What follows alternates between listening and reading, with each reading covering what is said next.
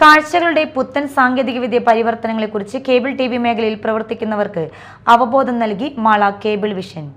IPTV, OTT പ്ലാറ്റ്ഫോമുകളെക്കുറിച്ചുള്ള ആഴത്തിലുള്ള പഠനവും അവയുടെ സാങ്കേതിക വിനോദ മേഖലയിലുള്ള മാറ്റങ്ങളെക്കുറിച്ചുമാണ് Mala cable vision cable TV ഓപ്പറേറ്റർമാർക്കും സാങ്കേതിക പ്രവർത്തകർക്കും ക്ലാസ് നൽകിയത്. രാജേഷ് കേരള വിഷൻ ക്ലാസ് നയിച്ചു. അതാണ് ഇന്നത്തെ ഒരു പ്രധാന ലക്ഷ്യം. അതാണ് ആദ്യം നമ്മൾ എക്സ്പീരിയൻസ് ചെയ്യുക എന്നുള്ളതാണ്. എന്താണ് ഈ കാര്യങ്ങൾ എന്നുള്ളത് ആദ്യം നമ്മളൊന്ന് മനസ്സിലാക്കുക എന്നുള്ളതാണ് ഉദ്ദേശിക്കുന്നത്.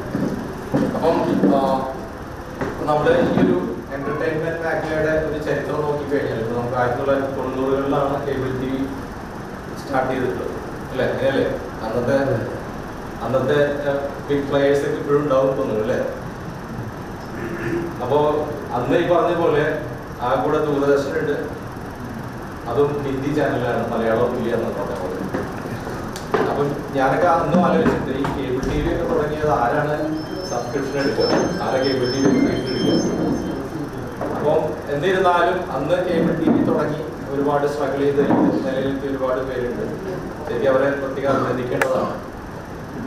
അപ്പൊ അതിന്റെ ഒരു ചരിത്രം നോക്കി കഴിഞ്ഞാൽ പറഞ്ഞ പോലെ നമ്മൾ കേബിൾ TV തുടങ്ങിയ സമയത്ത് കാസറ്റ് കിട്ടി സിനിമ കാണിക്കുന്നു, ചലച്ചിത്ര ഗാനങ്ങൾ കാണിക്കുന്നു. പിന്നീട് ഈ പറഞ്ഞ പോലെ ഏഷ്യാനെറ്റ് വന്നു, അങ്ങനെ ഓരോ ചാനലുകൾ വന്നു. ഇപ്പോൾ പിന്നീട് ഒടുങ്ങാത്ത ചാനലുകളുണ്ട്. Mala cable vision company chairman PL Johny അധ്യക്ഷനായി. MD ജിജോ ജോസഫ്, PS സുബിധൻ, പ്രദീപ് എന്നിവർ സംസാരിച്ചു.